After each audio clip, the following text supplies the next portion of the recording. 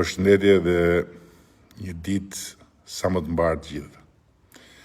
Mbrëmë i përcollëm Parlamentit projekt buxhetin 2026 dhe jam realisht i lumtur sot, se kam përdorur ndonjëherë këtë fjalë, por jam i lumtur sot të them pensionistëve se mua ashtu, siç u zëtuan në zgjedhje, ky mandat do të jetë mandati i rritjes së përvitshme të pensioneve. Siç e kam thënë gjithnjë, kjo është pjesa më e vështirë e politikës financiare të një vendi, pensionet. Por, më në fund, pikërisht sepse nuk jemi më ai vendi që mezi mbajnë këmbë, po jemi një vend me një ekonomi të qëndrueshme që rritet çdo vit, mund ta bëjmë atë për cilën zotuam.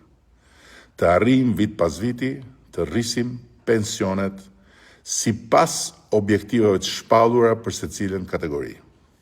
Kështu, pensionistët tanë, përveç se do të marrin këtë dhjetor, bonusin e fundvitit, duke filluar nga janari do të kenë një rritje tani më të shtrirë muaj për muaj, përmbi indeksimin e përvitshëm natyrisht.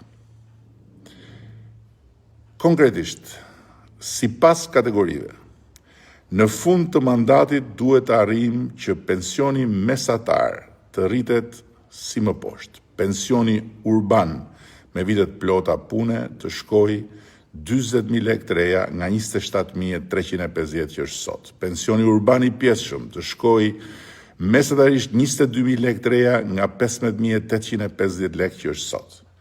Pensioni rural të shkojë 18.000 lekë të reja nga 11.500 që është sot. Pensioni familjar të shkojë 18.000 lekë të reja nga 11.400 që është sot. Dhe pensioni i invaliditetit të shkojë 30.000 lekë të reja nga 20.000 që është sot. Prandaj, nga janari vitit të ri 2026, pensionet do të rriten çdo muaj si vijon. E përsëris për te indeksimit vjetor që do të jetë një tjetër gjë. Pensioni urban në vitet plota pune do të rritet 1.800 lekë. Pensioni urban i pjesshëm do të rritet 800 lekë. Pensioni rural do të rritet 1.000 lekë. Pensioni familjar do të rritet 700 lekë. Pensioni i invaliditetit do të rritet 600 lekë. Në vitet në vijim, të njëjtat shifra do të dyfishohen për secilën kategorinë 2027, do të trefishohen 2028, do të katërfishohen 2029 për të arritur vlerën e premtuar në qershor të këtij viti, ku shqiptarët na dhanë plot 83 mandate. Ky jam unë, këta jemi ne.